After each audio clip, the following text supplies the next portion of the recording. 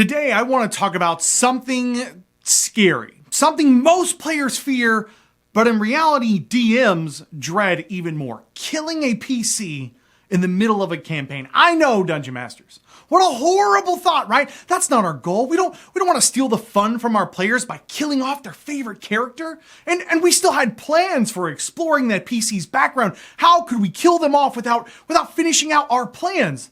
The thought alone is terrible, right? Maybe not.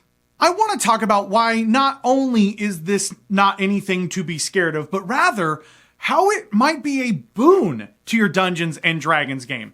Also, if you have had a D&D PC die and are not sure what to do next, I've got some tips for you on how to handle that as well. The first and biggest reason is that it creates consequences for your group. Now, most people, when they hear the word consequences, only think of it in a negative connotation. And I guess it is on the face of it, but consequences also have hidden benefits, particularly when it comes to storytelling. What would the story of Frodo be without the consequences of his failure? Who would care if Luke blew up the Death Star if the consequences of failure didn't mean the destruction of the rebellion? Why would Sam's sacrifice in front of his brother Dean matter by jumping into the pit if failure didn't mean the start of the apocalypse and literally the death of billions of people? Without consequences, there can be no heroes.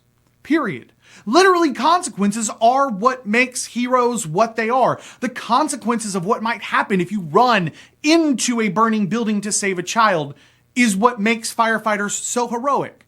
And Dungeons and Dragons is no different. And let me just say, this isn't just for storytelling, but also for the game part of the tabletop role-playing game. Without the consequence of character death looming out there for your players, you're telling them that their choices don't matter. They're just going to win. Without the possibility of death, you've stolen their agency and just replaced it with plot armor. Like a 28-year-old black belt entering into a martial arts competition with a bunch of 5-year-olds. What's the point? He's going to win. Well, hopefully. So consequences are an integral part of any Dungeons and Dragons game. It drives the roleplay and it drives the game. Without it, both are meaningless. Character death also grants us the ability to expand on and explore the afterlife in our game worlds. This is one of the most underutilized areas of world building. And to be candid, if you haven't had the chance to play around with this as a DM in your D&D games yet, you're missing out. Bargains, oaths, second chances, and perhaps even narrow escapes from the horrifying, torturous atonements in death. These are fantastic story beats and world building to explore to flesh out your game worlds more. And let me tell you, sitting around a table with your players, watching how unbelievably sad they are when a character dies, and then following that up with a continuation of what that character sees in the afterlife just a few moments later in real life time is always fun to watch as they turn from their crushing low from the loss of a character to a new high filled with hope and curiosity. And trust me when I tell you that the other players will be just as hooked as you give the recently dead PC a few moments of one-on-one time as they now explore their new surroundings of a white crystalline palace or a hellish landscape filled with fire and brimstone, or the gray void of lost souls floating down a river with a ferryman. Explore further and don't be afraid to really work up something that's your own either. Even if you're playing in a pre-written campaign setting like the Forgotten Realms or Paizo's Golarion. Sure, Waterdeep may be a staple that most players expect to exist in the world, but honestly, the afterlife is the easiest and best place to bring out all those crazy world-building ideas that you have. And don't be afraid to really let loose and go dark if you want either. One of my favorite moments in the last 3 years of my campaigns is a player who had their character searching and searching for a way out of the fugue plane. When they finally reached a mysterious tower off in the distance where they found 24 desks and workers in the midst of record keeping, they raced up the spiral staircase. It led to a door. Inside they found an old man, and they begged and they pleaded and they bargained and they screamed that they had more work to do, that the fate of their companions and the entire Sword Coast depended on them, that they were important. The old man simply explained that, in fact, they weren't important. They weren't special. And as they left, another soul was racing up the stairs to plead their case with death itself. Sure, they were eventually resurrected shortly thereafter, but that moment of roleplay sat with the players. And as a DM, I got to really enjoy watching not just the character, but the player take in the melancholy of the roleplay. And we all talked about it after the session of just how much everyone enjoyed that scene as a group. The session wasn't ruined by a character death, but rather it gave it a breath of life. In addition to exploring the world-building side of the afterlife, you also get to now explore and create new subplot lines for resurrecting this character. This can be an incredibly valuable opportunity for you as the Dungeon Master. Most Dungeons & Dragons campaigns are often themed in some way or another, whether you're running a pre-written adventure module or if you are running your own homebrew world and game. This theme or quest or main task can get a little monotonous at times. So giving your players a break from stopping the evil necromancer, and for a session or two, they get to now travel to a large city where they have to trade political favors in order to get in front of a powerful priest, can be a great new chapter in the overall story. Maybe they have to climb a mountain and obtain a rare blue flower for a hag's potion that they negotiated with, or obtain a mysterious ancient ritual book from a dragon's hoard, whether by force or, more interestingly perhaps, through bargaining. Maybe they have to find the gates of hell itself and fight their way through a dark plane filled with all sorts of fiends eager to imprison the remaining party members' souls. This quest of resurrection, with the dead PC playing player playing a temporary character to aid the group, can be a great new plotline to bend your campaign in new directions that you weren't even considering before the PC's demise. And there is yet another added benefit here for the player. It gives them the opportunity for change. Sure, that change might come in the form of a new character, allowing them to move on to something better suited to the groups perhaps, or maybe just a change of pace from playing that furious barbarian that hits things with its axe until they die. And now the player may want to play a more sophisticated scholar with a wide breadth of magic at their fingertips, or even a charming bard, which will allow them to participate more in social interactions. Or that change might come in the way of character growth and development. I've talked about the importance of players developing their characters to be dynamic, not static, throughout the course of a campaign. You don't want your character to be a flat, unchanging line, but rather grow into something new.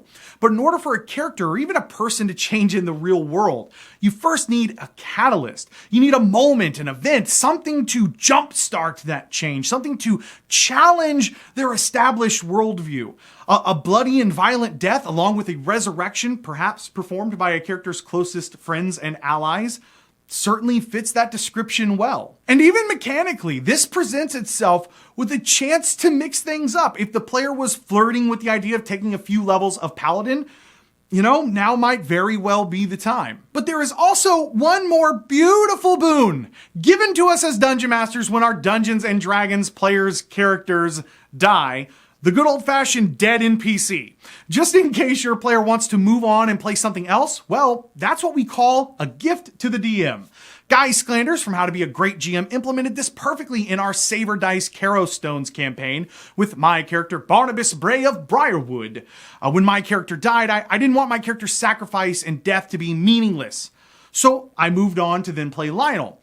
Needless to say, that's not the last time the cast and audience got to see Barnabas after he was corrupted in death to become the banner carrier for a dark and twisted ancient evil. But there are all sorts of things that you might be able to do with a character after death, from bringing them back as a new evil the party must now face, angry and hell-bent on avenging their death by punishing the very group that let them die, to receiving mysterious aid from a strange yet somehow familiar ghostly figure, to even continuing to follow up on that character's background NPCs and personal storylines. You could even have one of these NPCs finally catch up with the group looking for this character for aid after finding out that they're deceased, and then pleading with the party to take up a new quest to honor the memory of their friend.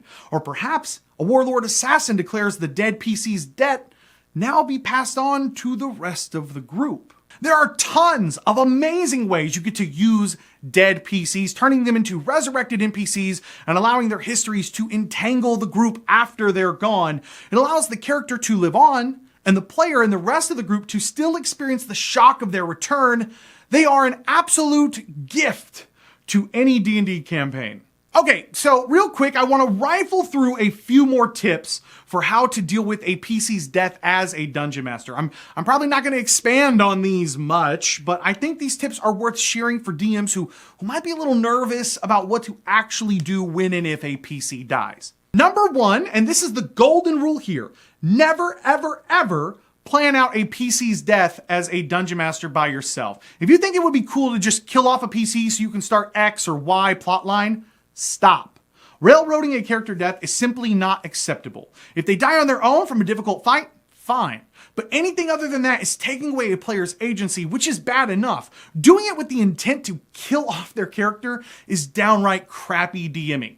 However, if a player comes to you wanting to play a new character, that's totally different. Collaborating with the player in this manner is absolutely fine and not the same thing at all as simply going, man, I'm going to kill off John's character tonight so he can see my world building for the afterlife.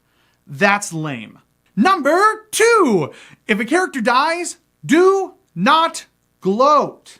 Like a doctor delivering bad news, you have to have a bit of bedside manner here. Sure, jokes can be made about it eventually, but right now, right after they die, you need to understand that that player might be feeling pretty terrible, angry, upset. Don't let them look up and see you smiling or gloating whatsoever, okay? Save your quips for a few weeks at least. Number three, make sure the player can keep playing as soon as possible. There's nothing worse than losing your character with 2 hours to go in a session and sitting by and watching your friends continue to play without you. If there is a long fight, let them control another player's summons or help run monsters against their friends if it's going to be that long. Even if it's a, hey Brian, this golem is going to attack Jamel or Sarah, who does it attack? Can be enough to keep the engagement with that player going. And when the dust settles, jump over to them waking up in the afterlife or have them roll up a new level 1 fighter that the group finds imprisoned in the next room. It might be hard to think on your feet, but remember this. Even if it's a corny introduction, allowing a player to keep playing and having fun is way more important than how plausible or how much of a coincidence it is to find a new party member in the next room.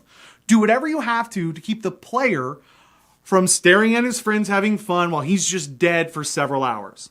That sucks. Number four, don't let a player just decide that they want to bring their character back in the form of a resurrection. Can they be resurrected? Sure, but it's not something that they should just put on you and say, yeah, I want to keep playing Brogon next session. Make them come up with ideas and storylines for how their character might be able to return to the mortal world if they truly want to keep playing them. And don't be afraid to tell them no. Finally, number five, make sure resurrections have consequences of their own.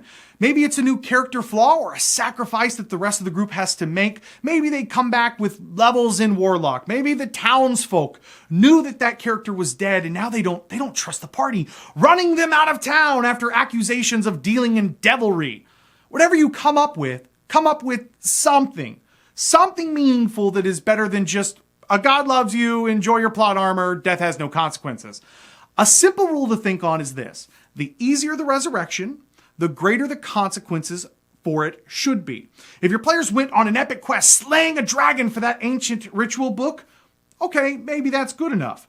If they went to the local chapel and just plopped down 300 gold like they're playing a game of 7th Saga, okay, it's go time on the consequences. So now I want to pass it over to you guys in the community. PC deaths, whew, that is a fragile and sensitive topic. So what I want to ask is, what tips do you guys have for handling PC deaths? Do you have a good story or a good afterlife that you've established in your own homeworld that allows PCs to be resurrected? Do you use Matt Mercer's rules from Critical Role? Do you do something of your own? Do you just, whatever the 5e rules are, that's how you guys play it by the book? Let me know. Also, I would love to know if you guys have any personal stories of PC deaths that may have caused issues in your game. Even sharing those with us in the community so we can read through those might be a great opportunity to learn from and grow from for all of your fellow DMs out there. I want to give a massive shout out to all of my incredible patrons over at welcomeadventures.com. Guys, thank you so much. Because of you, I get to keep doing what I'm doing. And so for that, I'm just incredibly grateful. If you guys like what I do here, you want to support more content like this and snag some rewards for yourself, I've got some new games I'm going to be starting up soon. Welcomeadventures.com is a great place to do that. Thank you guys so much for watching. My name is Cody, and may your games be filled with awesome memories and even better friends. I'll catch you guys next time.